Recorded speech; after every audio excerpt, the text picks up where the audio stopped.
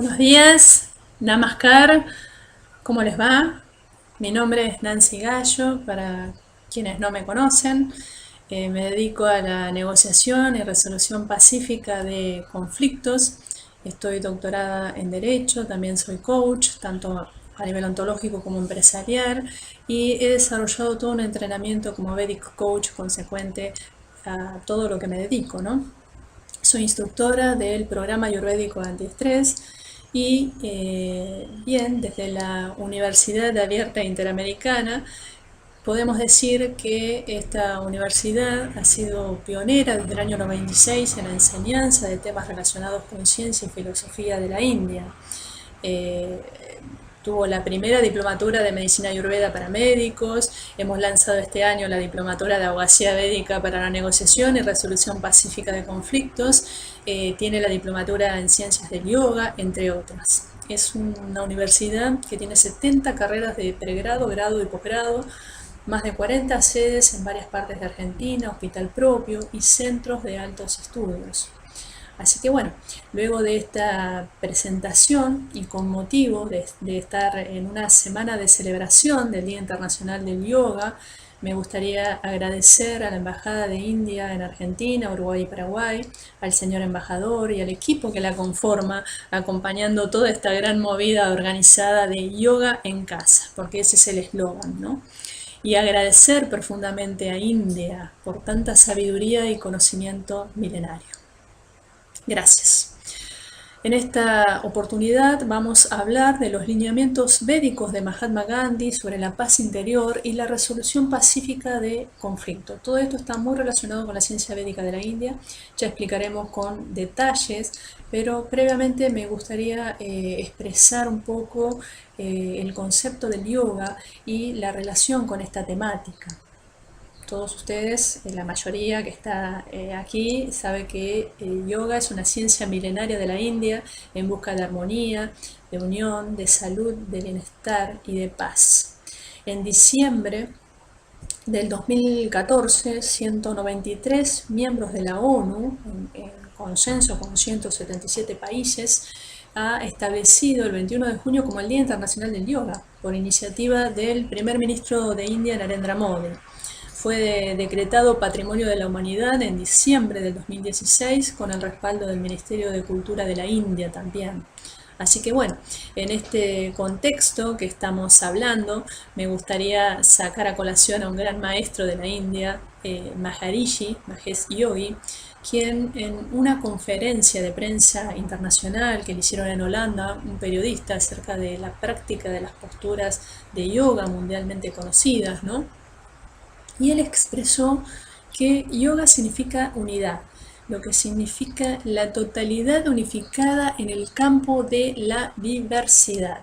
Y aconsejó que continúen la práctica del yoga en todos los demás niveles, en el mental, en el intelectual, en el nivel de autorreferencia, en el de la conciencia trascendental, no solo físico, en todos los niveles. El yoga les va a ayudar a progresar en todos los sentidos y en todos los ámbitos de la vida. Es importante que recuerden este concepto de unidad entendida como la totalidad unificada en el campo de la diversidad, prajna aparata en sánscrito. Maharishi tenía mucha razón en este concepto porque el yoga es la acción superior. Cuando se desea una calidad superior de acción, entonces se debe practicar yoga en todos los niveles. Es una muy buena disciplina y, decía Maharishi, debe ser entendida y practicada correctamente, más allá del nivel físico. Y el resultado que se va a obtener de esta disciplina es una evolución rápida e integral de la vida. Ahora bien, dentro de este marco del yoga, que es esa totalidad unificada en el campo de la diversidad, que promueve ir hacia la evolución, hacia la paz interior, podríamos preguntarnos, cuando hablamos de los conflictos, si pueden ser resueltos pacíficamente, sin violencia, como generalmente se entienden los conflictos, ¿no? Siempre con peleas, distanciamiento, lucha. ¿Es posible generar esa totalidad unificada en el campo de la diversidad? ¿Podemos ser dueños de un poder pacífico? Muchos van a decir y van a pensar que el modelo del poder pacífico es utópico. Pero realmente, siguiendo las enseñanzas de la ciencia védica y de Mahatma Gandhi, podemos afirmar que es un modelo que se puede reconocer y experimentar en nuestras vidas como otra visión de poder. Es un poder entendido como capacidad para la acción correcta y no violenta. La no violencia, la ahimsa, pilar fundamental de la filosofía de nuestro querido maestro Mahatma Gandhi. Un poder que cada individuo puede ejercer y experimentar sobre uno mismo y no en uno sobre otros. ¿Por qué es tan importante esta manera de entender el poder? Porque nos va a conducir a lograr un liderazgo interior donde no se crea la necesidad de batallar contra nadie. Un liderazgo que nos va a fomentar la paz en nosotros mismos y por ende vamos a poder tener paz con los demás y vamos a poder así contribuir positiva y auspiciosamente a la conciencia colectiva.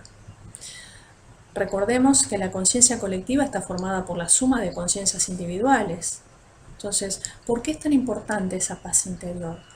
Porque genera ese sentimiento de bienestar, de orden, de armonía que experimenta una persona cuando se siente a gusto consigo misma, con autoestima, autorrealización. ¿Y esto qué trae aparejado? Y bueno, trae relaciones interpersonales saludables, una relación con el otro desde los vínculos verdaderos. De ahí la famosa frase de Mahatma Gandhi: si quieres cambiar el mundo, cámbiate a ti mismo. ¿Sí? Y acá es donde radica el valor práctico del ser interior. Uno debe sentirse bien con uno mismo, lograr un orden neurofisiológico para experimentar un genuino estado de paz interior. Porque lo que experimenta mi conciencia individual es lo que luego va a proyectarse en el otro. Va a repercutir en la sociedad, en las sociedades, en la humanidad. Así funciona, desde lo micro a lo macro.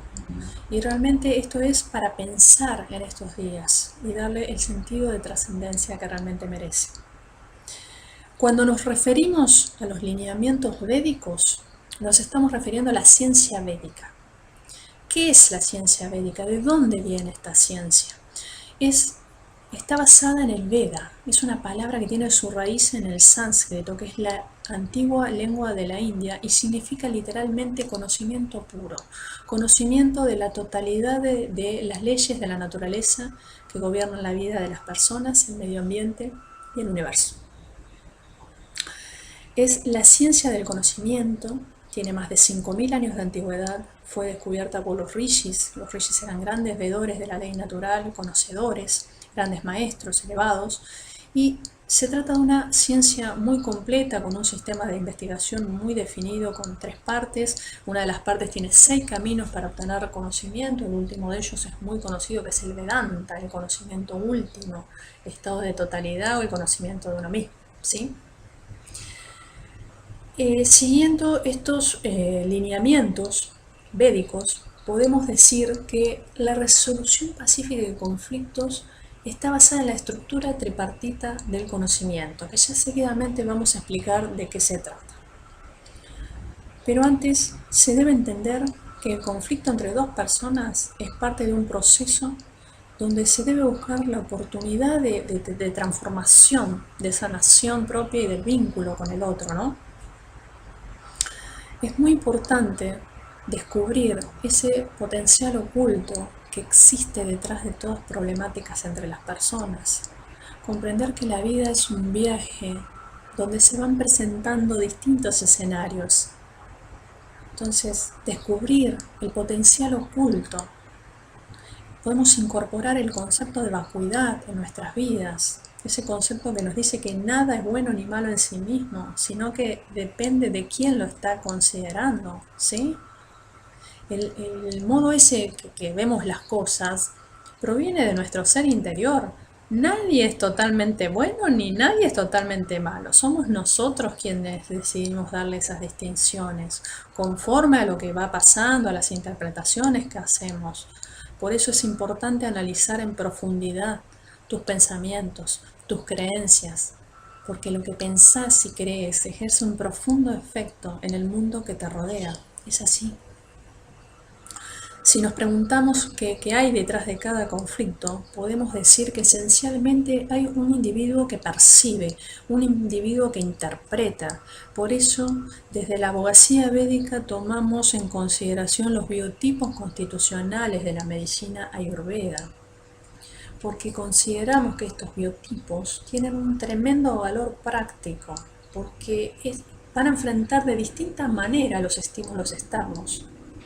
Entonces, cada uno de estos biotipos se corresponde con una manera específica de funcionamiento físico, mental, emocional y una forma muy distinta de enfrentar los conflictos.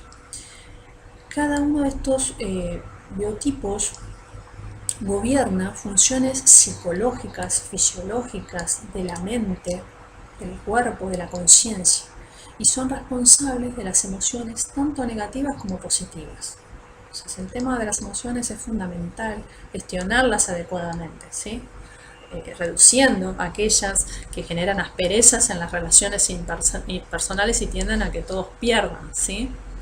De acuerdo a la medicina ayurveda, el organismo está compuesto por tres principios fundamentales mente-cuerpo, conocido como principios metabólicos. Estos tres elementos, muy conocidos por muchos de ustedes, es Vata, Pitta y Kapha. No me voy a detener en los aspectos físicos porque van a estar hablando en esta semana, pero sí me gustaría detenerme en algunos aspectos más bien psicológicos de cada tipo constitucional. Si nos detenemos en Vata, en el nivel mental, tiene mucha rapidez de pensamiento y aprendizaje. No tiene tan buena memoria a largo plazo, es como fuente de movimiento, iniciador de cosas, tiene mucho entusiasmo en las primeras etapas de los proyectos, pero es como que le cuesta llegar al fin de los mismos, ¿no? Ponerle fin. Es un dosha que es el dosha de las ideas, habla mucho, saca conclusiones apresuradas, sus expectativas son a veces poco realistas y su mente no es muy racional, tiene una gran habilidad para la imaginación y la creatividad. No se encuentra con los pies en la tierra porque es aire, entonces está más sujeto a las percepciones sensoriales y a las fantasías, ¿no? A menudo sufre de falta de autoestima, de inseguridad, de soledad, esto cuando está en desequilibrio, generalmente temeroso, ansioso, con una tendencia a la distracción, a la desorientación, ¿sí?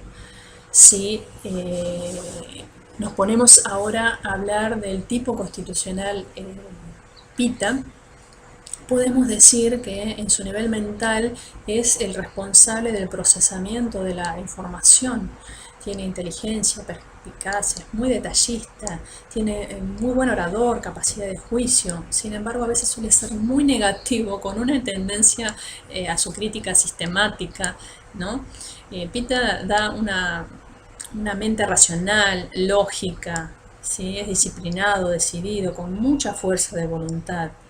Es muy carismático, es un apasionado y le gusta discutir, a veces hasta el punto del fanatismo de llegar a violencia. Por eso la emoción que le caracteriza a Pitta es la ira, el enojo. Si nos vamos al tipo constitucional Kapha, es el nivel mental que corresponde a la memoria. Tiene una capacidad de retener información a largo plazo y en el nivel de las relaciones, las mismas son como más estables, más permanentes, es porque es servicial, es generoso, es más bien protector, le cuesta más comprender conceptos abstractos, es una persona Kapha, habla poco y piensa mucho antes de hablar, es más sentimental que los otros dos doshas que hemos mencionado. Y sus deseos de gratificación sensorial son difíciles a veces de controlar. Él está con los pies en la tierra, habla de acuerdo a su experiencia y práctica y debe manejar las cosas. La emoción de Kapha es el apego. Cada uno de estos tipos constitucionales tiene distinto posicionamiento frente al estímulo estresante y esto es es muy importante tenerlo en cuenta porque influye a la hora de resolver los conflictos, ¿no? Cada tipo, Vata, enfrenta, por ejemplo, los problemas con preocupación, con temor, con ansiedad, su resistencia física suele ser medio escasa. El tipo constitucional Pitta enfrenta los conflictos de una manera resolutoria, decisiva, a veces con enojo y con ira, y su resistencia física es mucho más media. En cuanto a Kapha, encara a las problemáticas de forma más lentas, más aletargados, todo con Kapha, y cuenta con mucha resistencia física. Entonces, conociendo estos parámetros, sin lugar a dudas, es muy alentador a la hora de resolver los conflictos, las negociaciones y de generar empatía y entendimiento con el otro, ¿sí? Ahora bien, dentro del análisis de toda esta perspectiva tenemos la estructura tripartita del conocimiento. ¿Qué es?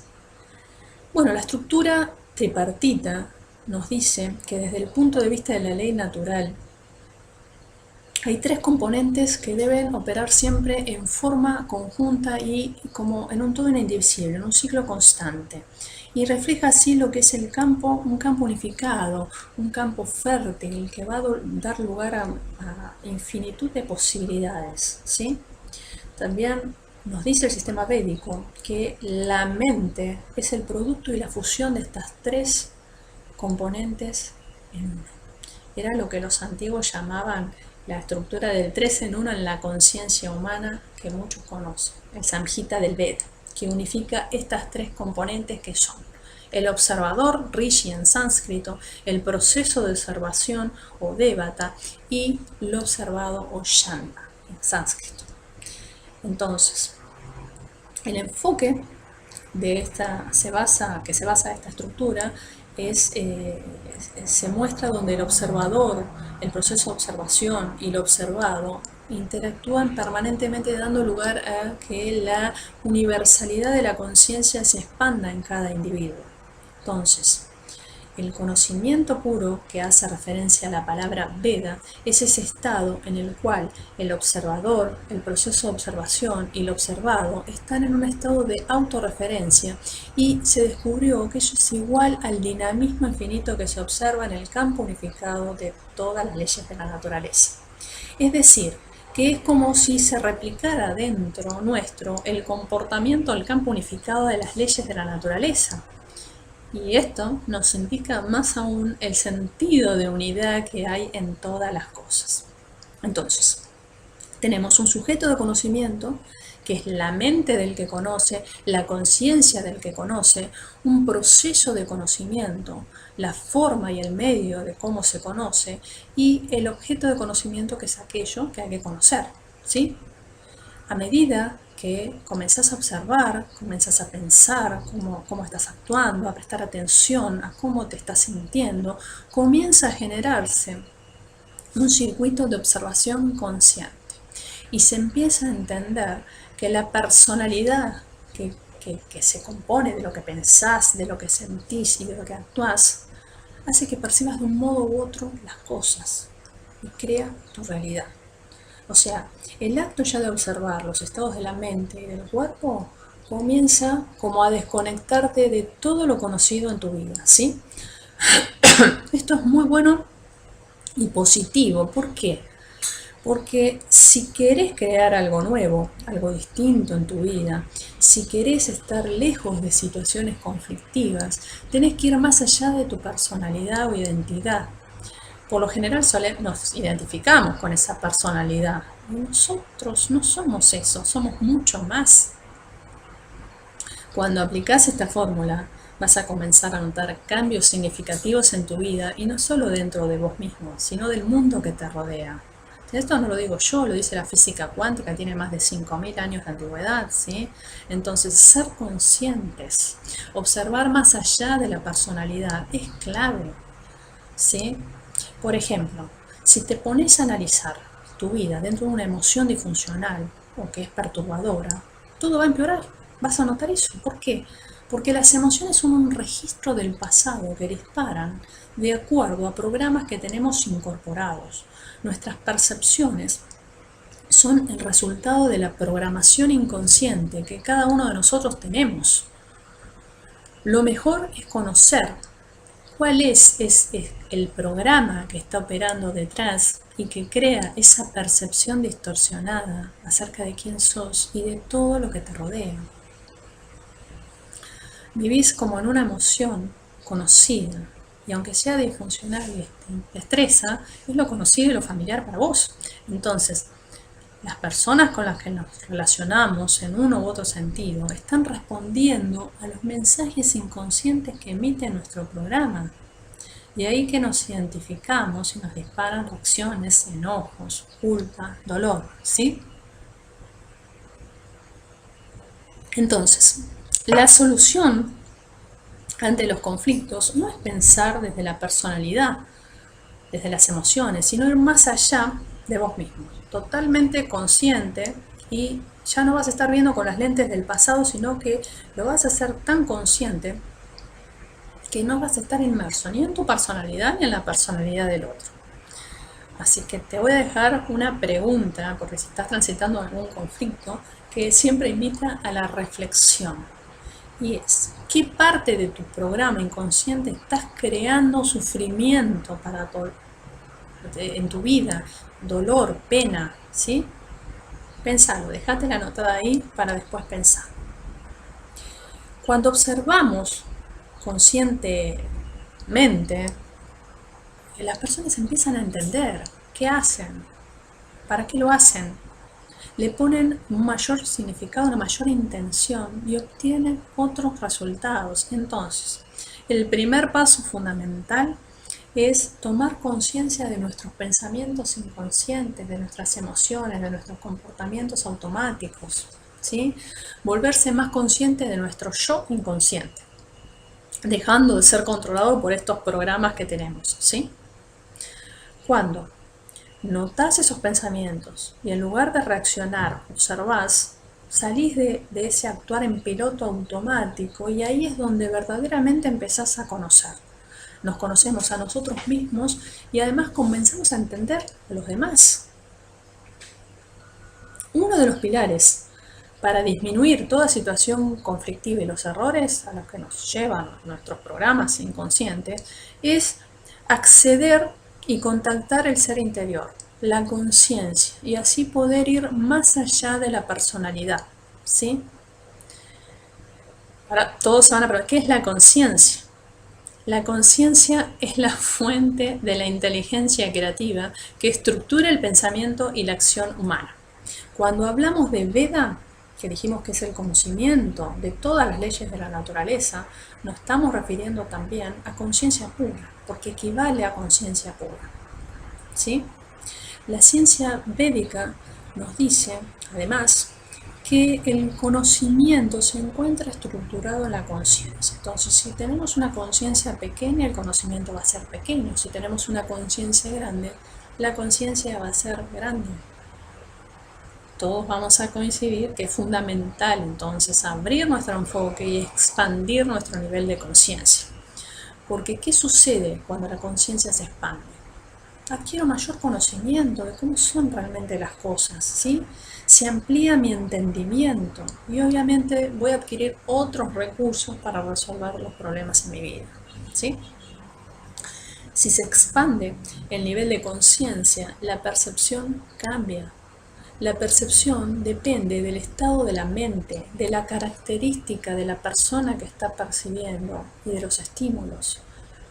Si la percepción se encuentra eclipsada por el estrés, vamos a tener fallos en la comunicación, incorrectas interpretaciones, componentes emocionales disfuncionales, irritabilidad, ¿sí? Entonces, si se expande la conciencia, hay un aumento de la inteligencia creativa y por ende va a haber una mayor percepción, porque se intensifica la claridad del pensamiento y la forma de percibir. Hoy existen técnicas neurofisiológicas como el programa ayurvédico antiestrés que permite avivar a la mente de las personas todo este potencial de la inteligencia creativa, dando lugar a que la conciencia se expanda, ¿sí?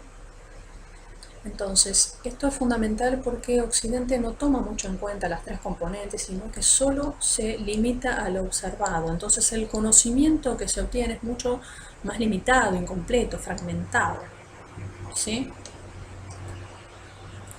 Entonces, un conflicto observado es un conflicto resuelto, como dice.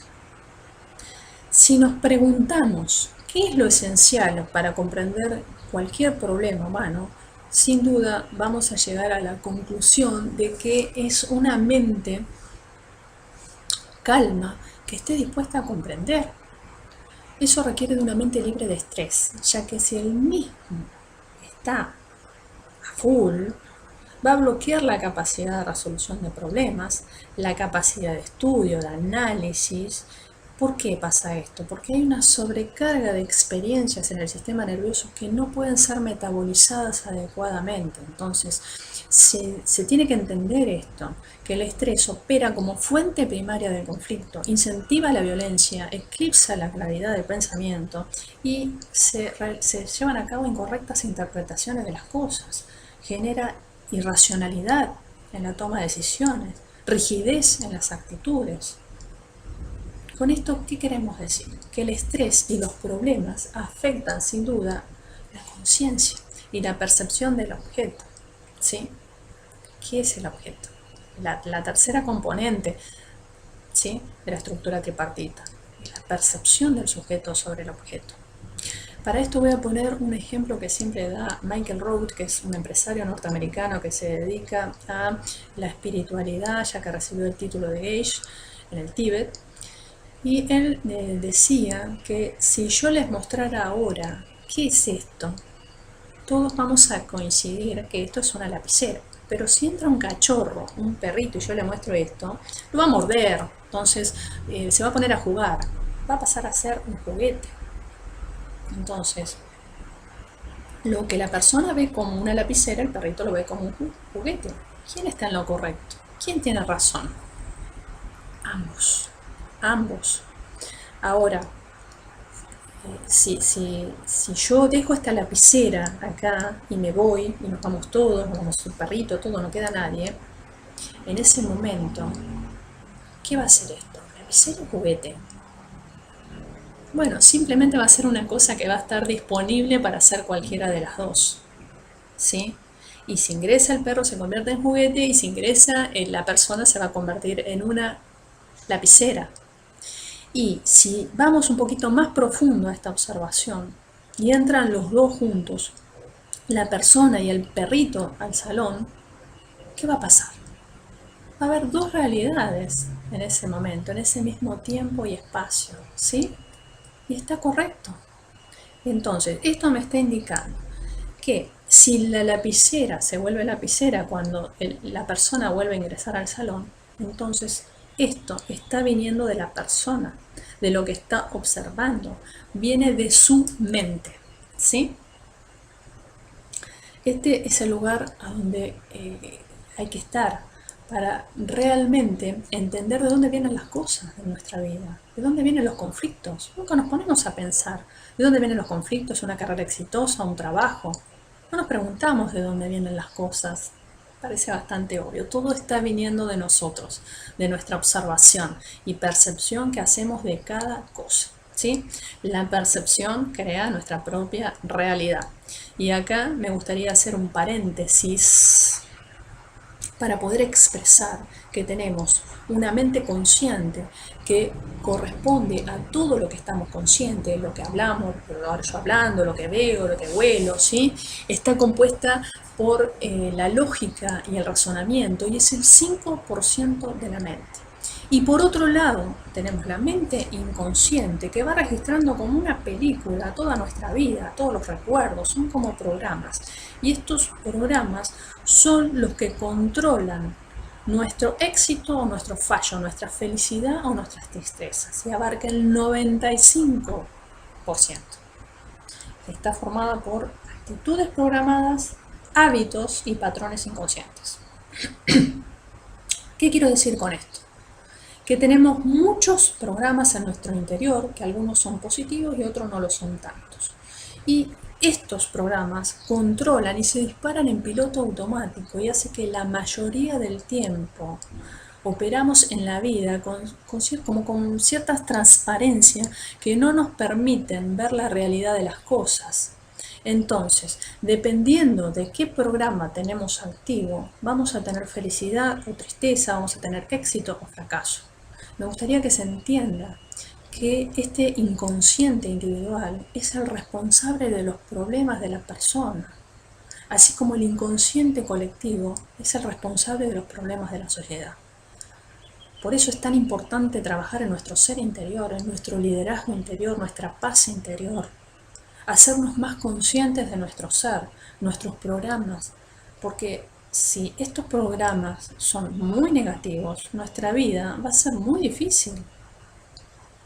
Al trabajar el inconsciente, cambiamos esas programaciones que tenemos, que vienen de pequeño, de cuando somos niños. Y al hacer un cambio interno, esto se va a manifestar en lo externo. Entonces, fundamental, conectar con nosotros mismos, observarnos, ser conscientes de lo que está sucediendo a nosotros, qué observamos, cómo lo observamos, qué es en realidad lo que estamos observando, ¿sí? Y acá entra todo este proceso de conocer, donde el observador, ¿qué es el proceso de conocer? Es cuando el observador proyecta su percepción sobre el objeto y esta proyección que su conciencia procesa es llamada proceso de conocer y va a diferir de acuerdo a los distintos estados de conciencia de las personas. Entonces, las connotaciones que va a tener en una y otra persona un conflicto van a ser muy diferentes, porque va a depender del grado de percepción y del nivel de conciencia que tenga la persona, ¿sí? ¿Qué pasa si una persona se encuentra interiormente insatisfecha? Y bueno, esa persona va a proyectar eso al exterior. Entonces, si conocemos de forma apropiada, entendemos, empezamos a entender que nadie viene a hacernos felices o infelices, eso es como un estado interior, es un estado autorreferente. Cuando se aprende a manejar ecológicamente las expectativas, empezamos a crear como ese atractivo interior y exterior para, como digo yo, seducir la vida, ocupándonos de nosotros mismos, creando una vida con propósito personal. Eso es liderazgo interior. Entonces, esta concepción védica considero que es muy abarcativa en cuanto a ese campo de conocimiento, que es un proceso natural, pero que abre posibilidades para la mente y al orden social también. ¿Sí? Por nuestra propia experiencia podemos advertir que adquirimos conocimiento a través de la percepción, a través del nivel de los sentidos.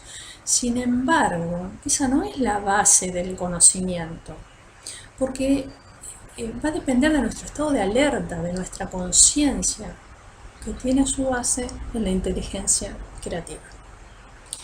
La inteligencia se hace conciencia en su preparación para asumir ese papel de inteligencia creativa, ¿sí? Y todos sabemos que el conocimiento es la base del éxito en cualquier ámbito, en cualquier disciplina. Entonces es importante adquirirlo tanto en los dos niveles conocidos, en su forma horizontal y vertical, en lo superficial y en lo profundo. Y acá pongo un ejemplo que da siempre Maharishi, que es el de la rosa, el de la plena apreciación de una rosa, que yace en esa capacidad de apreciar el valor superficial de la percepción sensorial, al mismo tiempo que se percibe un campo sutil de la inteligencia creativa que puede comprender el valor inmanifiesto que le da vida a esa flor, la savia, el valor inmanifiesto. Cuando el valor superficial está siendo evaluado, ese valor inmanifiesto de todas esas cualidades se abre a nuestra visión también. ¿Cómo lo hace esto? Bueno, el valor de una rosa no es apreciado hasta que esa savia que es inmanifiesta es traída a nuestra conciencia. Mientras que nuestros sentidos perciben el tallo, el pétalo, las hojas, la mente de la persona es capaz de apreciar la savia en todas las existencias del pétalo, del tallo y de la hoja. ¿Entienden la importancia de esto? O sea, cada fase de conocimiento tiene valores superficiales y muy profundos, ¿sí? Eso va a depender, esa comprensión, de la claridad de la mente y de su habilidad para aprender. Por eso tiene que ser una mente que esté descansada, libre de tensiones, porque va a poder indagar más profundamente y descubrir la realidad de lo que antes era desconocido, llevándolo a la superficie de la mente consciente. ¿Sí? Entonces, un hombre de conocimiento va a ser un hombre con una mente llena de recursos, y al tener muchos recursos le va a dar a ese hombre mucha confianza y va a lograr el máximo valor de cada situación, y cada situación va a cobrar el máximo valor para él, ¿sí?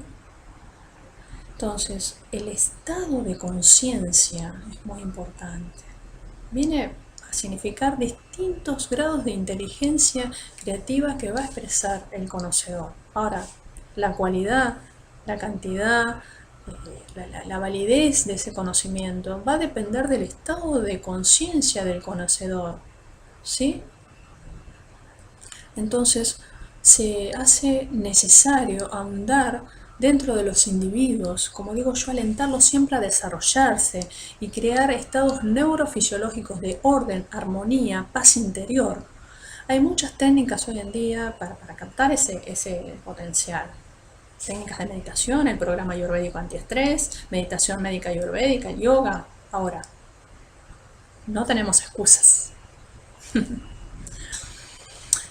Me gustaría también definir, para que quede claro, la definición entre Oriente y Occidente acerca del conflicto. Para Occidente, según la Real Academia Española, el conflicto es lucha, es poder, es combate, es materia de discusión, es la coexistencia de tendencias contradictorias en la persona. De acuerdo al sistema védico, todo conflicto representa una ruptura del equilibrio natural de las cosas. Es una debilidad, una fricción, y por mínima que ésta sea, afecta al individuo en todos los aspectos, aspecto físico, emocional, mental, como así también en las relaciones interpersonales.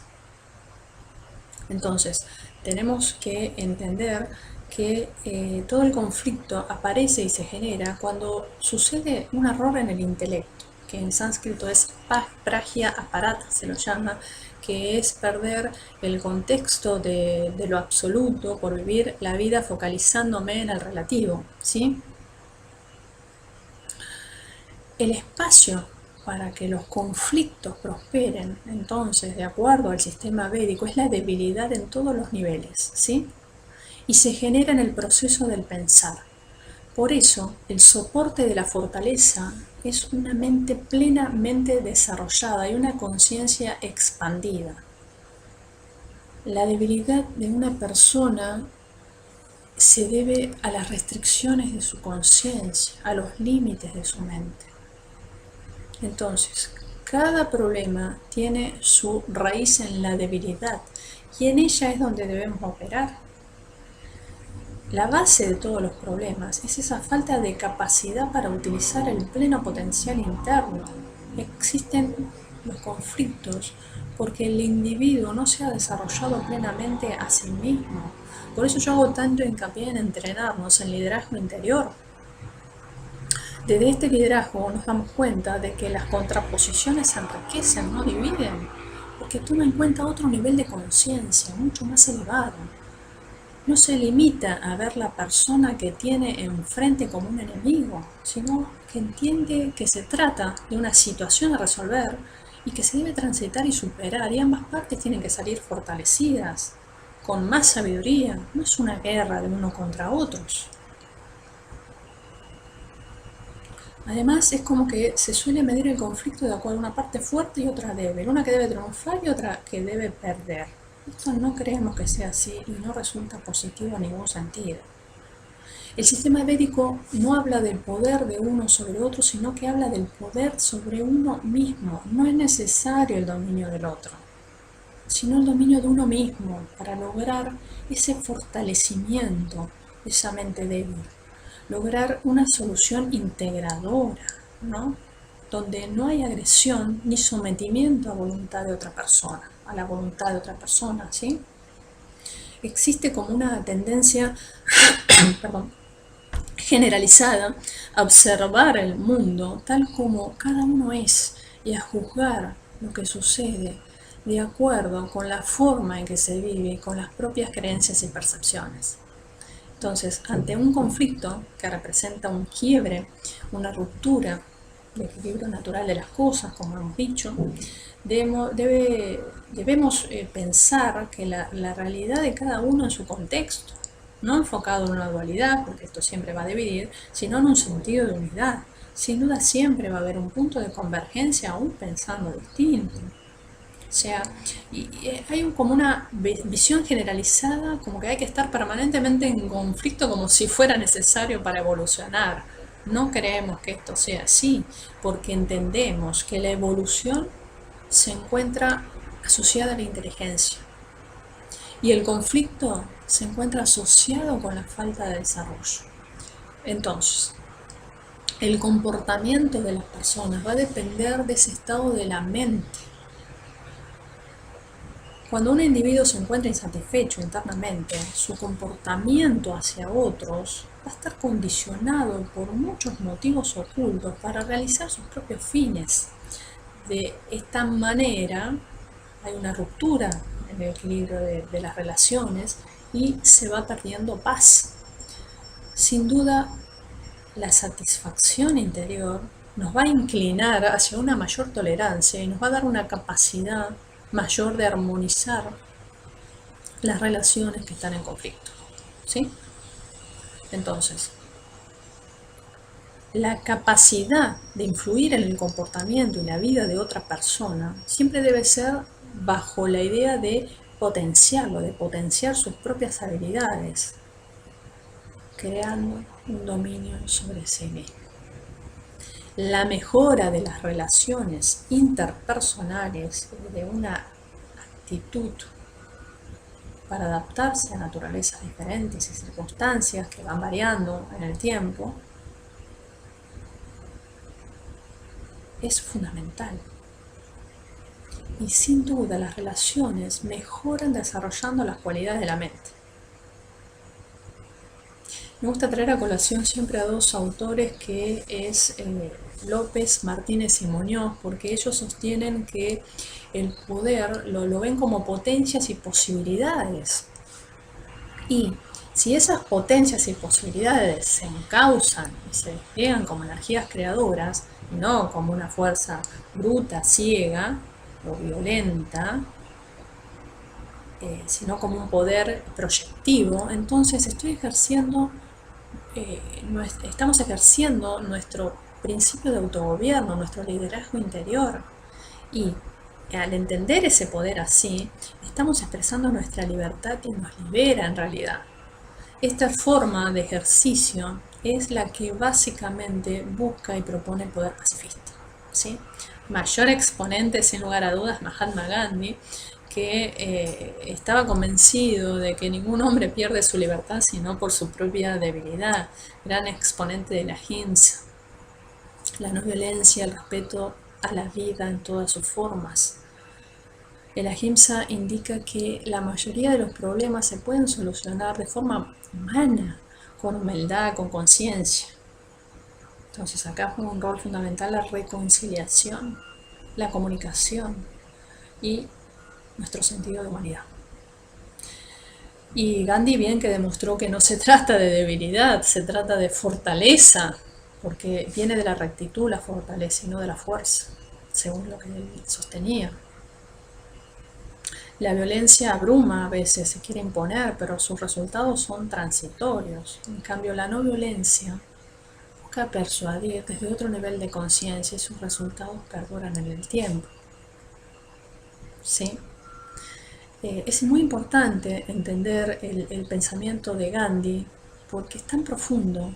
Y durante toda su actividad de abogado, él decía que aprendió una verdadera práctica de la ley y era que descubrió que lo mejor de la naturaleza humana es penetrar en el corazón de los hombres y percibió desde un nivel de conciencia totalmente expandido que el verdadero papel del abogado es unir a las partes y no dividirlas como habitualmente pasa. Entonces, los conflictos, si bien se gestan en la dualidad, existe algo que la unión aporta que se pierde en ese campo de la diferencia.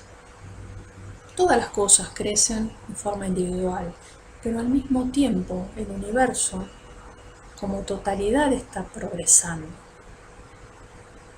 Si vemos a la creación, podemos observar diversidad y multiplicidad. Y esa diversidad está existiendo en la base de una armonía y de una unidad básica. Esto nos dice que se halla cierta unidad en las existencias individuales, ¿sí?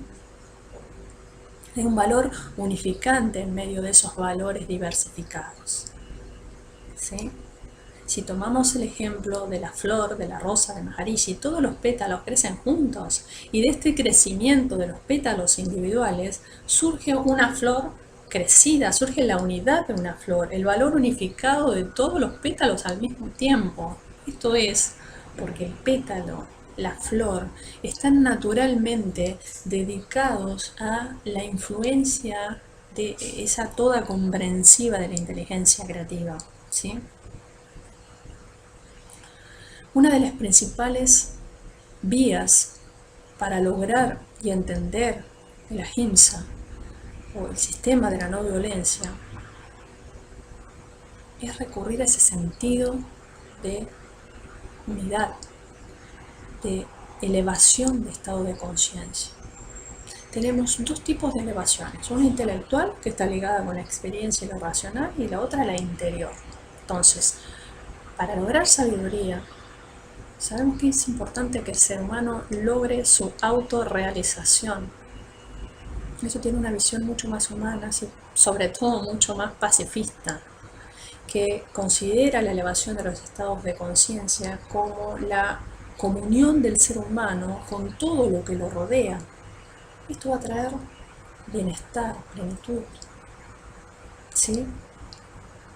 Hoy en día tenemos que decir que este estado de elevación de conciencia ya se fue sacado del ámbito de lo místico y la incertidumbre. Hoy se puede verificar de forma concreta. Es un estado neurofisiológico donde se ha comprobado científicamente, donde hay máxima estabilidad con mínima entropía. Estos métodos neurofisiológicos, a los que hemos comentado en esta charla, el individuo puede aumentar su integridad funcional y su ordenación mente-cuerpo. Proceso simple, natural, ¿sí? Entonces, si hablamos de mejoras en la calidad de vida de las personas, tenemos que hablar del desarrollo de su ser interior y de su pleno potencial. Y esto es de suma trascendencia, ya que ese bienestar de la persona es un factor vital para bajar los índices de conflictividad y violencia en la sociedad. ¿Sí? Los conflictos, es decir, cobran vida porque el individuo no se ha desarrollado plenamente en sí mismo, ¿sí?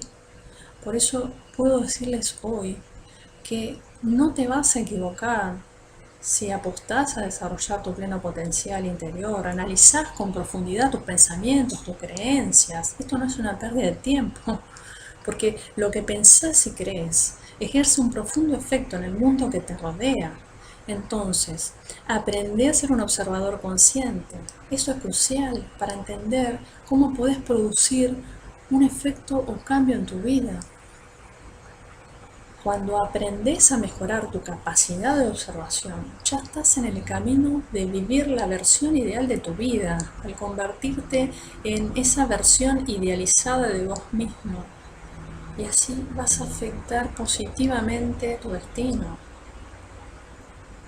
Vas a dar un valor práctico a tu ser interior, de gran trascendencia. Comenzás a ver, a entender que desde tu conciencia individual estás afectando a la conciencia colectiva.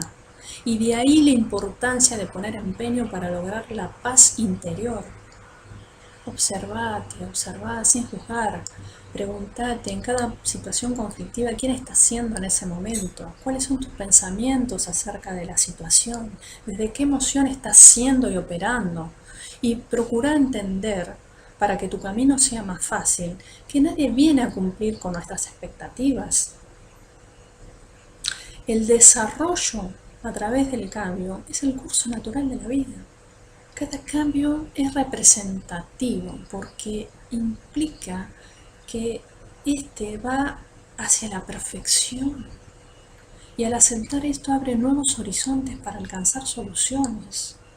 Así que te invito hoy a superar los miedos y resistencias al cambio, a generar valor, a trabajar en tus debilidades, a acentuar tus fortalezas. El conflicto es la manifestación de algo no resuelto. Revela cosas que están en nosotros. Es como que la visión queda apresada por la influencia limitadora del mundo relativo. Y eso da gran inestabilidad en todos los órdenes. Hay un fallo en la comunicación.